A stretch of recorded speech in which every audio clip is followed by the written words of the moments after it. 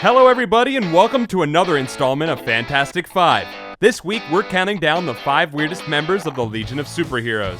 The Legion of Superheroes debuted in 1958 at the height of the Silver Age, an era notable for weird comics, and many of their early adventures were written by a 14-year-old boy named Jim Shooter. Add in the fact that the Legion is known for its enormous roster, and you're bound to get some strange concepts just based on statistics alone. This list will count down 5 of the biggest oddballs of the 30th century. A quick note, while many lists on this subject might include Arm Fall Off Boy or Fortress Lad, and besides the fact that both of these guys were created to be one-off jokes, they were also never actually members of the Legion. Long live the top 5. Number 5, Ultraboy. Ultraboy first appeared in 1962's Superboy number 98, the creation of Superman co-creator Jerry Siegel and legendary Superman artist Kurt Swan. And if we were making a list of the top 5 raddest Legionnaires, he would be on that one too. His basic deal is that he has more or less all of Superboy's powers: strength, speed, flight, invulnerability, plus something called penetravision, but the twist is that he can only use one power at a time. If he's flying, he can't be invulnerable, and so on. While that is an interesting snag, it's not quite enough to get him on the list. Where he rates is his origin story. Originally from the planet Rimbor, Ultraboy was one day flying his space speedster when he was swallowed by a space whale. While in the belly of the beast, he was exposed to radiation that granted him his ultra superpowers once he was cut out of the space whale by the space police. Oh yeah, and Ultraboy's real name? Jonah. Get it? Jonah? And the space whale? Comics, everybody. Number 4, Calorie Queen. If you know the Legion at all, then you're almost certainly familiar with the Matter Eater Lad, who, despite sounding like another one of those one-off jokes, was actually a major member of the team for a very long time. Who you may not know is Calorie Queen, who debuted in 1975's Superboy number 212, the creation of Jim Shooter and Mike Grell. Calorie Queen, like Matter Eater Lad, is from the planet Bismol and has the power to eat anything she can put in her mouth.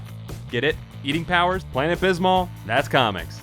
As the Legion had a long-standing rule about rejecting applicants whose powers were exact duplicates of current members, they refused Calorie Queen, and she and some other disillusioned applicants formed the Legion of Super Rejects, who hoped to win membership by beating the Legion members whose powers they duplicated. While Calorie Lass was never an official member of the Legion, she would go on to become Matter Eater Lad's closest ally and his top aide when he became a senator on Bismol. Number 3, Bouncing Boy. Bouncing Boy, aka Charles Foster Tane, whose name is a Citizen Kane reference for some reason, first appeared in 1961's Action Comics number 276, the creation of Jerry Siegel and Jim Mooney. Like Matter Eater Lad, he was a staple of the early years of the Legion, and was one of a handful of members who were from Earth. While some readers might look down on him due to his power to inflate like a beach ball and his role as the early team's comic relief, we at Comics Alliance are definitely pro Bouncing Boy. And the reason he's on here, like Ultraboy, is his strange origin. Chuck got his powers when he was delivering a super serum for a scientist, but got distracted by watching a game of Future Times Robot Sports. Then got hot while watching the game and goes, well, this might be soda, and drinks a super plastic serum that gives him the power to turn into a Weeble. Chuck gets the last laugh though. He later retires from the team and marries Triplicate Girl. Good on you, man. Number 2, Infectious Lass.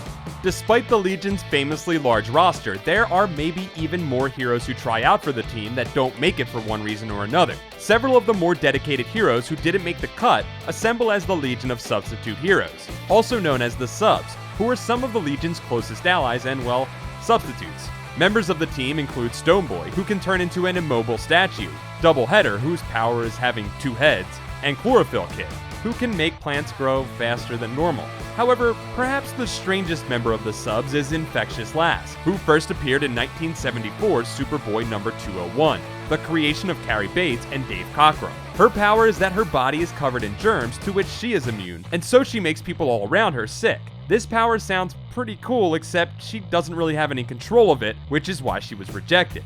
Also, her costume features like drippy wings made out of snot. It's pretty gross.